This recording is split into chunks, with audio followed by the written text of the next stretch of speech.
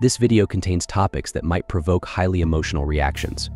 We're diving deep into the controversial underbelly of Gar, the place where you've all been getting back shots without even realizing it, losing cash and time in ways you didn't see coming.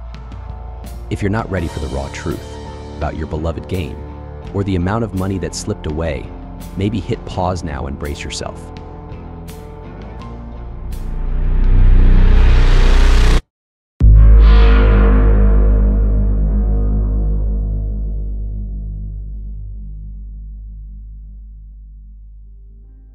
Let's not waste any more time and begin with the first topic. Let's talk about the illogical perks again, cause some people seem to be so dumb to not understand my previous video. First, let's address flamethrowers. Yes, they were indeed used in Star Wars.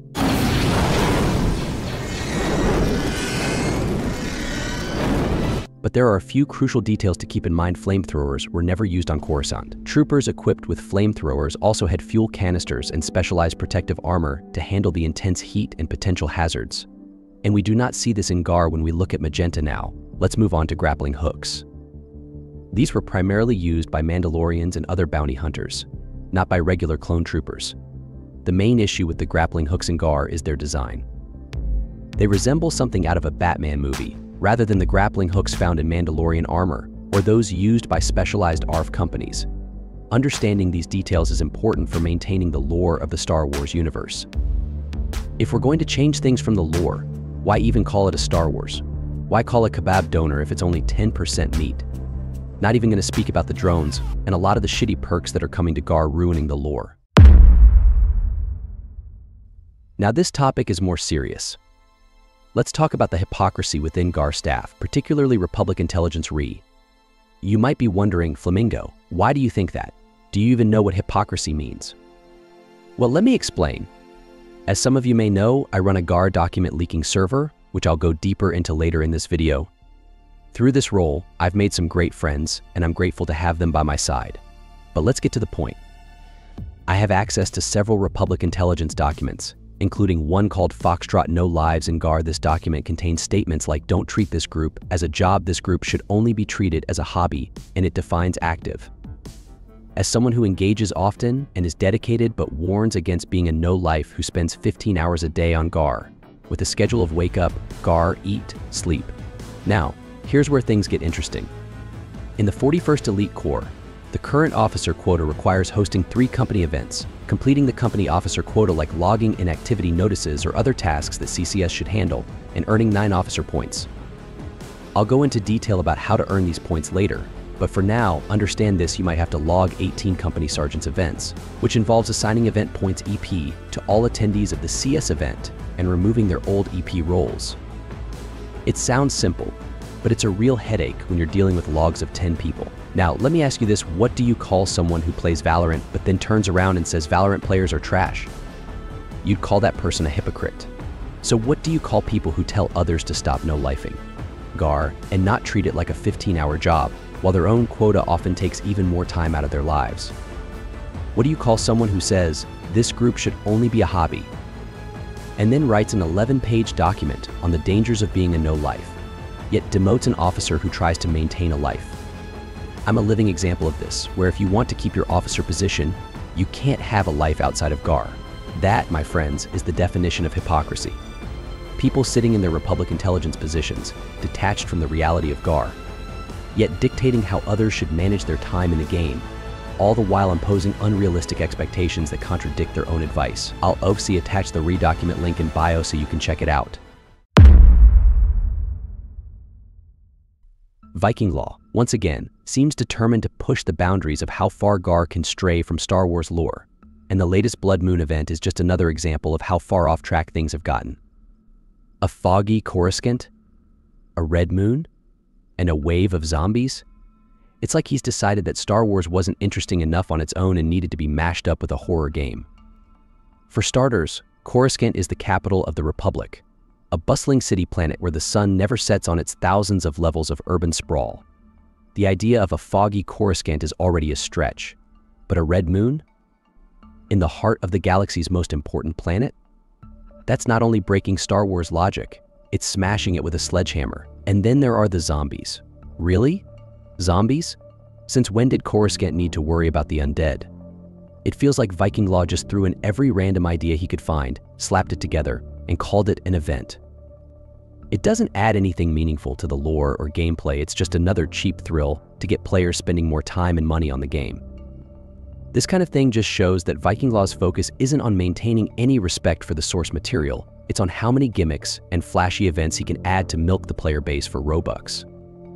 Whether it's broken game passes, non-canon weapons, or outlandish events like this, it's clear the direction Gar is headed more cash grabs, less Star Wars, and a lot of lore-breaking nonsense. Star Wars has such a rich universe, with endless possibilities for exciting, lore-friendly events. But instead, we get zombies on Coruscant, as if Viking Law is just scraping the bottom of the barrel for ideas. What's next? Werewolves on Kamino? Ghosts on Tatooine? Also consider the 332nd Company. Given that Gar has this company in its setup, it implies that Fives would have already been dead by this time. Yet, we still see Fives living his life in Gar as an active morph, being obtainable every week for being active. Not even gonna say how dumb that is. At this point, it's hard to even recognize Gar as a Star Wars game anymore. It's more like a bizarre sci-fi horror mashup, where Star Wars is just a thin veneer covering all the random nonsense Viking Law can sell. Let's talk about how Gar is basically the Titanic, sinking fast, but still trying to grab as much money as they can before going down. Take, for example, the Halloween game passes. The Scythe the Lightsaber, completely non-canon, is just another cash grab that breaks the game for non-Robux players. Then there's the Halloween Season Pass, which costs a ridiculous 999 Robux, basically 1,000. What do you get for this? A jetpack reskin, assuming you even have a jetpack in the first place. If you don't, congrats, you just bought something you can't even use. But don't worry, the jetpack only costs an additional 2,000 Robux, about $25 USD. What a deal, right? It also includes a pistol blaster, which is basically useless against the pay-to-win raiders, access to the time-limited Halloween calendar, not even permanent, bongos for 144 hours, and a double jump ability for 1 hour. They even advertise it like you're saving 400 Robux, but in reality, you're wasting your money. The Halloween calendar is free, and the pistol blaster isn't even on sale. When it was, it cost 240 Robux, so you're paying $759 extra for this so-called deal total shit. But it doesn't end there. They've rolled out a new Super Blaster. So all the people who already own the old one can now spend even more money to buy this one too. It's just another money grab. They pulled the same trick with the Halloween B1 Raider. Now they've made a B2 version, same concept, just bigger, more expensive, and with a larger hitbox. It's marketed like the best deal, but in reality, it's just another reskin designed to waste your money. The Super Blaster and B2 Raider are essentially the same thing, but people will still buy them, thinking it makes them special. Spoiler alert, none of you are special. You're all the same, especially when you're playing a clone army game. You're just clones with money for Viking.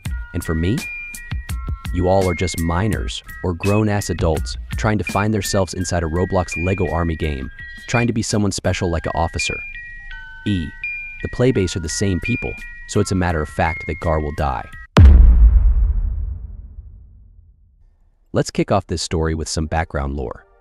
In July 2023, I embarked on my first career as an officer in the 41st Elite Corps. To get this position, I had to complete OIT officer in training. Given my extensive experience, maturity, and active participation, I knew I was well prepared for the challenge. There were 3 others men for the CL Company lieutenant spot, but I was determined to earn it. I hosted event after event, practically begging every CL to give me an SV supervision for the OIT event, which was crucial for passing. I was relentless, even hosting company events that didn't count towards OIT because not all of them were in Sarlacc Command. Unfortunately, my OIT journey wasn't that easy. I landed in the hospital due to severe heart pressure issues, and Roblox was experiencing chat issues at the time. Despite these setbacks, I was determined.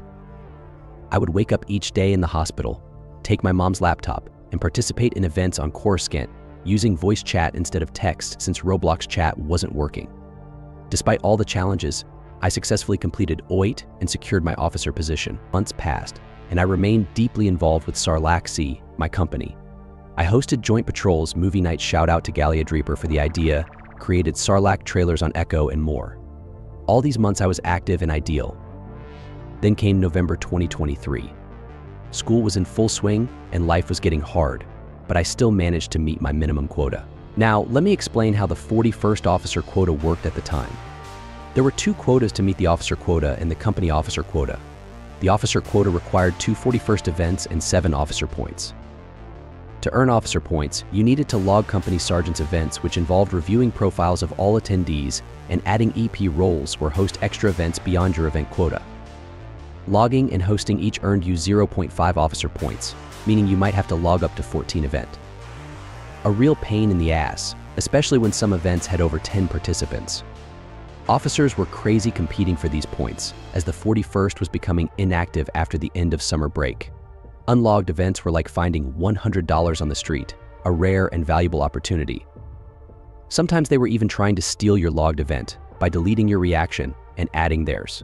To make matters worse, they removed the ability to earn officer points from logging discharge requests, now onto the company officer quota. As a Sarlacc company officer, I had to host 3 company tryouts per week. But here's where it got really tough, handling inspection notices my Sarlacc officer quota. Back then, inspections were mandatory, and missing one would earn you an inspection warning. There was a channel called Inspection Notice, where members could explain why they couldn't attend. About 30 people, sometimes more, would post their reasons, and one of the Sarlacc officers had to go through each message, verify it, and assign the inspection-cleared role. I had to do this every week, and it was incredibly time-consuming. Going through all 30 messages, reacting to their format, and adding them the role. One night, while doing this on my phone because I was exhausted and wanted to sleep, I accidentally assigned someone the wrong role, which led to me being kicked from the 41st Officer Corps. When I explained that it was an honest mistake due to Discord's buggy mobile app, they told me that if it happened again, I'd be demoted permanently. They reinstated my role but issued a warning for something beyond my control. So you see, the workload was intense. Despite having school and exams in November 2023, I still managed to meet my quota in Star Wars LEGO. But one week, I missed the company tryout quota, which led to me getting a purge warning. After that, I went back to meeting my quota. But it was clear that my SXO, Maxitototo, or maybe it was Trooper CC, I can't remember, started disliking me even more. He hadn't liked me before, but the purge warning seemed to push him over the edge. Fast forward to a Saturday in November 2023. I hadn't completed my quota yet, as it reset on Sunday. I was out with friend at KFC when, at 18 GMT2, I received a message from Twitchadri, my CC, stating that I was being demoted from my officer position for being inactive and failing my quota several times. This was ridiculous. If I had failed my quota several times, I would have had multiple purge warnings, but I only had one. And as for being inactive, I was doing my quota. I literally was punished for doing my job. Twitchadri claimed this decision wasn't his alone, but a result of a CC meeting where Trooper, Zeus, Green, and Ranger CCS, along with FACNCs, voted to demote ASARLACC officer. The real reason? Maxitoto didn't like me, and Twitchadri was just being a bitch. Meanwhile, my current C-Keeler, who had been inactive for 3 weeks, wasn't demoted. In fact, he was promoted despite his inactivity and did nothing afterward either. While I was active when Sarlacc had no CE, they still chose Killer for promotion. It's disheartening to see how your efforts can be crushed just because someone doesn't like you. This is my sad 41st story. Recently, Twitchadri admitted that he demoted me because Maxitoto didn't like me, even though he knew I'd make a great Sarlacc CE. But apparently I was inactive. Go fuck yourself, Twitch. On the screenshot, Twitch says that Killer was resigning at the moment, so he didn't care about him. Dear Twitch, I have a question to you. Before Kyler got CE, he was a CL, right? Could you go back in time and look who was more active back then? Kyler was doing nothing. Sorry, Kyler, but that's the truth. You did no shit and got promoted cause the FCNCs liked you more. Also, Twitch may defend himself with I did not demote Kyler cause he was about to resign. Well, when 3 weeks before resigning, Twitch promoted Kyler, while I had zero intentions to do so. Although I've mentioned some of this in my last message to Sarlacc, I'll reiterate it here. Razor is incredibly corrupt and should be demoted. Despite doing only the minimum quota and not facing the same demotion for inactivity that I did, Razor's actions are highly questionable. This brief story will illustrate how a CC can manipulate others while sucking Gar's Highcom's coxes. About a month ago, I posted a video titled Goodbye SARLACC in case my announcement gets removed, where I pointed out the corruption within Sarlacc. Here's a closer look at how this played out. When Seba became the Delta Recon Squad DRS leader, a scrim team for Sarlacc, he aimed to improve the squad. The truth is, Sarlacc's DRS was past its prime and unlikely to return to its former glory, but Seba wanted to revive it. After selecting his sergeants Gullis and me, we began searching for scrims and hosting numerous defensive trainings to enhance combat skills of Sarlacc normies. I suggested creating a DRS reserve to include those who weren't quite up to DRS standards but could still contribute, given our shortage of members. Seba implemented this idea, but shortly after, he was demoted for allegedly making DRS too easy to enter. Total nonsense. While I was discharged, Seba remained. He was initially upset about his demotion, feeling it was undeserved, but eventually he seemed to move on. Now, he's defending Razor and has been promoted to company lieutenant. He's content in his new role, doing whatever Razor directs him to do. Recently, he just got CE and discharged after 3 weeks after getting the role. On 15/07/2024, the Gar leaking server became a thing. I created this place to leak and collect every possible divisional document in Gar. I'll talk more about this server later in the video. On the same day I created it, Sadnoob 123 Loner joined to help with the leaking. He sent me several documents, like some 41st docs and others. He was there from the start, trusted by the 41st Fallen Council, the 41st OG's banned for re-accessory, and, most importantly, trusted by me. Later on, he got a VIP role, and even a spot on the moderation team in my Gar leaking server. Days passed, and we kept getting more documents. We even got our hands on Republic Intelligence and Officer Corps documents. We managed to obtain documents from every division. Then on 24/7, one of our fellow leakers, whose identity will remain hidden for his own protection, got banned on both his main and alt accounts for re-espionage. This is when I started to suspect that we had a Rye Rat or a snitch inside. The problem was, everyone in the server at that time was either someone I really trusted or one of the OGs trusted by the Fallens. Accusing anyone would have been dumb. Of course, there were some normies that I did suspect, but I had no proof, so throwing out accusations would have been pointless. Little did I know what was about to happen next. CSDon 29/7. I locked the server and turned off invites because I was going on vacation and wouldn't be home. I wanted to keep everything under control. 2 days later, on 31/7, the mass ban happened. It was clear that we had a snitch. All the members of my server got banned for re-accessory first degree. About 15 people, if not more, got banned for simply being in the server, all because some asshole decided to snitch. Now the question was, who did it? Who would be so fucking retarded to do it? At first, I suspected everyone, which was driving me insane. That same day, some people mentioned to me that if anyone snitched, they would have to open an Rye report ticket. With that information, I realized I could just check the Reapa server with better Discord with hidden channels for any tickets and see if anyone from our server had access to a ticket. The issue was that I wasn't home, so I couldn't access my PC. The snitch was smart, but not smart enough.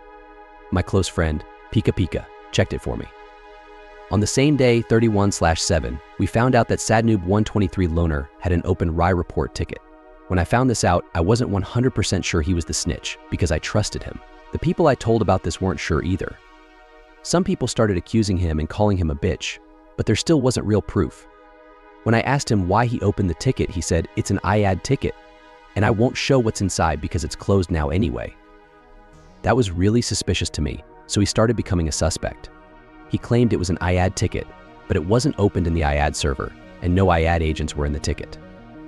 When I told him this, he said he was reporting some extreme gore someone sent him and deleted it because he didn't want to see it again, no hate. But why would someone care so much about that to waste their time reporting gore? He was already banned before, so why would he even care?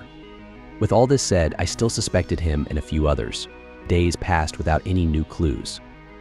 But then I remembered one of the banned people DM'd that knew the specific amount of messages he sent in the server. I realized I could use this to clear most of the users. VIP members in my server had a special, active chat. I checked how many messages that guy had with and without VIP access. When I compared that number to the number reclaimed, it was correct. This meant the snitch was a VIP member. This cleared about 40% of the server. Now, the only problem was that all the VIP members were trusted by me. This was pure hell. Accusing my own friends would be crazy. Then, the same guy who told me about Ree, knowing the number of his messages, sent me a screenshot of his ban case from Ree. This screenshot was pure gold. Why? Because it showed the snitch's server list. Now, I just had to check the server list of all the VIP members. Guess what? SadNoob123 Loner refused to show me his server list. But that didn't matter because he had sent me a screenshot in another context before. I could clearly see the same servers as in the Ree evidence. With this information, we could confirm that the snitch was SadNoob123 Loner.